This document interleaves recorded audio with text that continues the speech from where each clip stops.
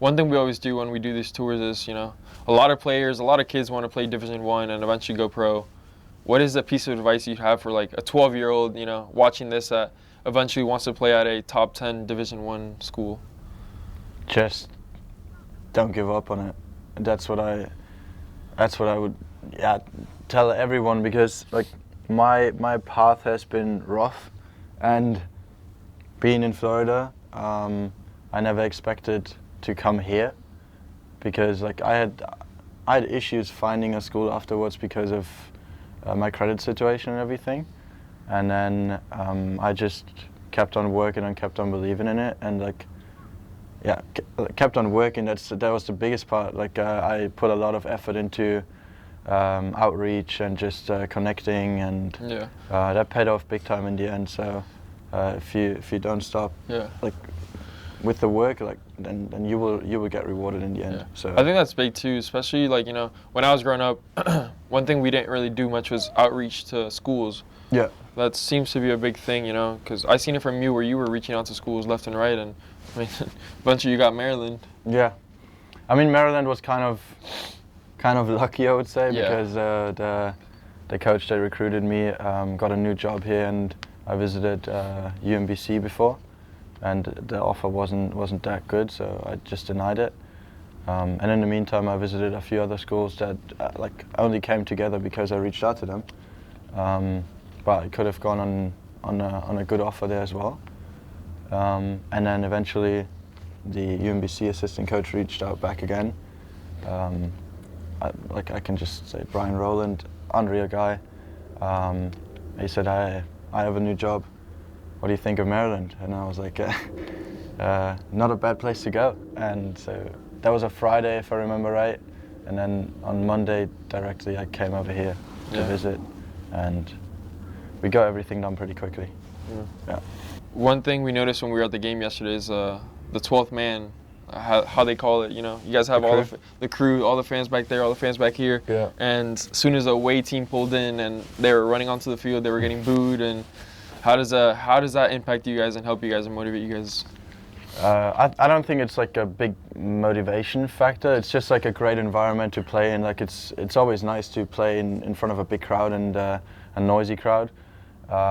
We know from personal experiences and just chats with the other guys on the other teams that we know, that no one likes to come here because it's just a tough place to play. And like, for example, what is kind of funny, whenever you like, if you're the goalkeeper of the other team, like they know everything about you. Yeah, you hate playing here. Yeah, we had one game where the goalkeeper's mom had 90 unanswered calls after the game.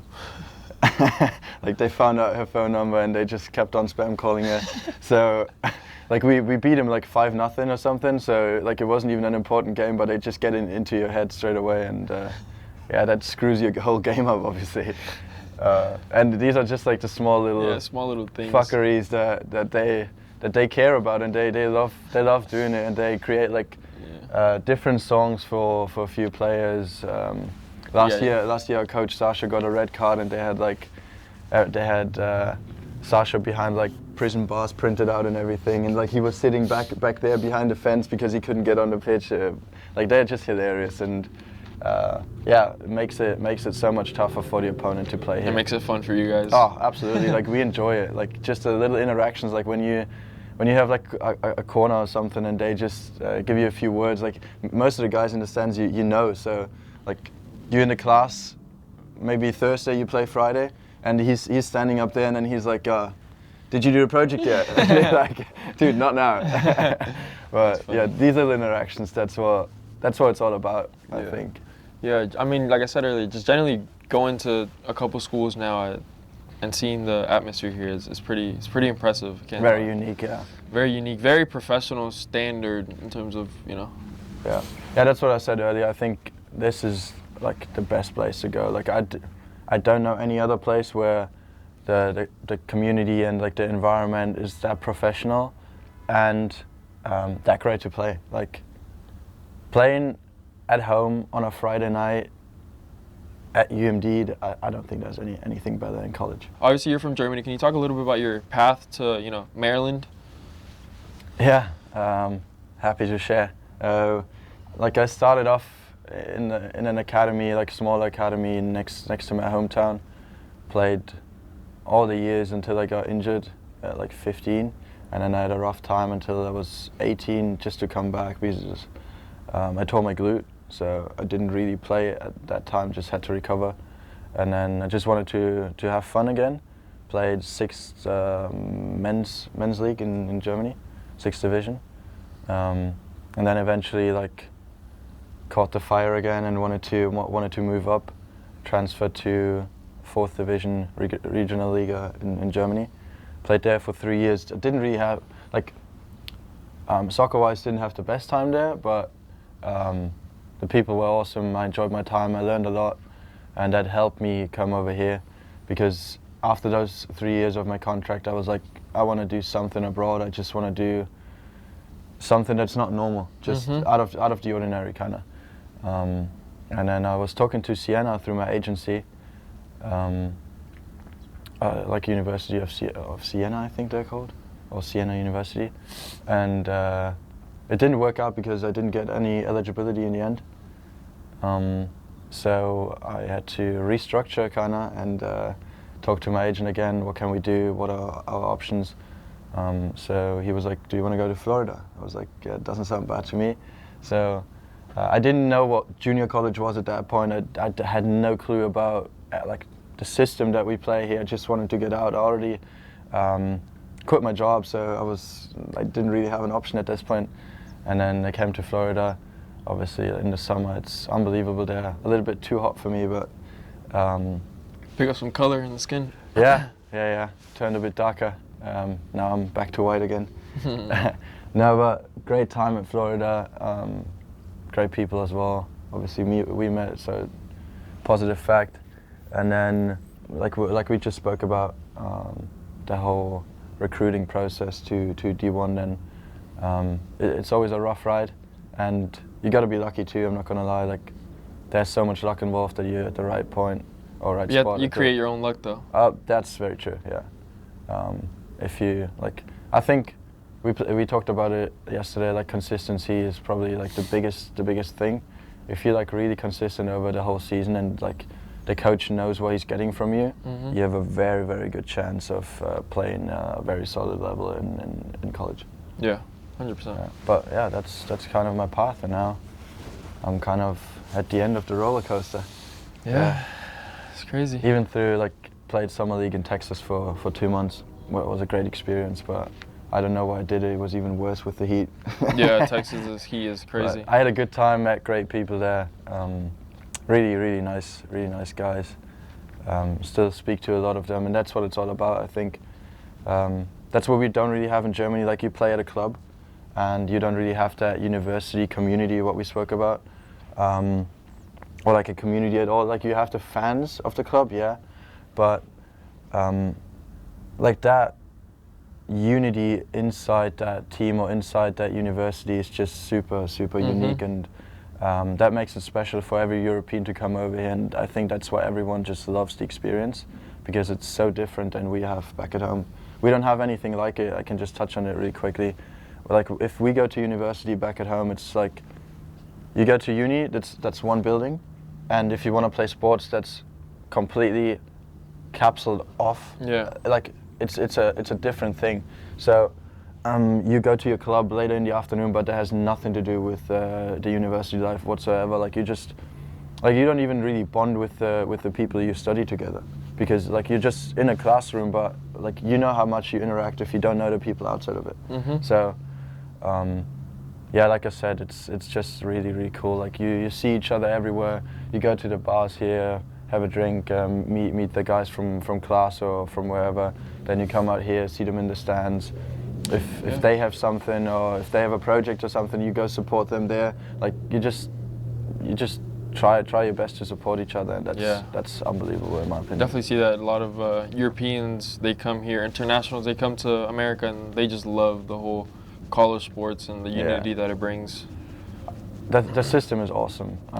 I mean, the paying factor is not great for most part, yeah. And for university overall, that you have to pay, because back at home in Germany it's basically free.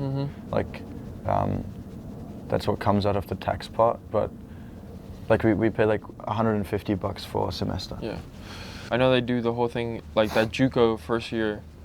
That is over. That was only that one season. Okay. So that didn't last. But it's it's a different topic apparently, that they just want to get everyone a fifth year in general, because right now it's a 4-year clock that starts once you graduate from high school, and they want to get everyone 5 years now. Interesting. And apparently this is like pretty heavily in the talks. Like our coach is here for almost 35 years now, and he's heavily involved in the whole NCAA stuff. He's like, I need Chris back 1 more year. I don't know if that's going to happen regardless of me getting another year, but say your time is over. Yeah. Like, say that is it. Yesterday was the last one. Yeah. Like, what do you have to say? Like, what is your thank you letter to the program in Maryland, to your coaches, like, for all the people that have helped you here, helped you get here, and like, yeah, what's your message to them? I'm just like, I'm so thankful that they made it work to get me over here. I had an unbelievable experience. Like, I get goosebumps just saying this, because there are so many guys even behind the scenes that just try to make our life as easy as possible, and it is a lot if you care about academics and if you want to pursue like a good career afterwards, and want to go through university as quickly as possible. It is challenging, but there are so many good people here, and it's like, yeah, it's resources, but it's more about the people itself. Because, for example, I gotta point her out. Our team manager Carrie is unbelievable. Like, she's working day and night. Like, if I text her, the best example was I think one day before the game I texted her and said, hey, I need 7 tickets please for my hometown friends. They just texted me that they arrived in Baltimore, and it was like 9:30 p.m. and she responded 5 minutes later, and she was like, because I have a pretty good bond with her, but it's always tough to get tickets after 12 p.m. the day before, because that's where the ticket window closes normally. And I was like, hey, I know it's rough. Would you please try to get some? And she was like, responding 5 minutes later, she was like, yeah, definitely. Like, I'll reach out to them. And I think 20 minutes later, I had 7 tickets. You got 10 tickets for one game. And that's just crazy.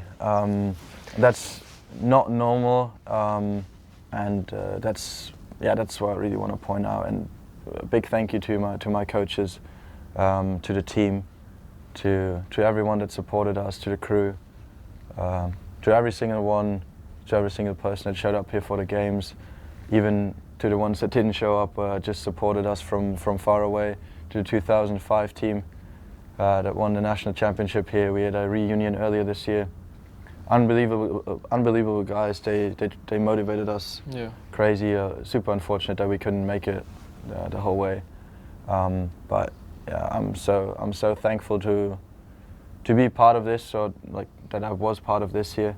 It was an absolute pleasure and honor to be here and to play for those colors. Home of the Terps.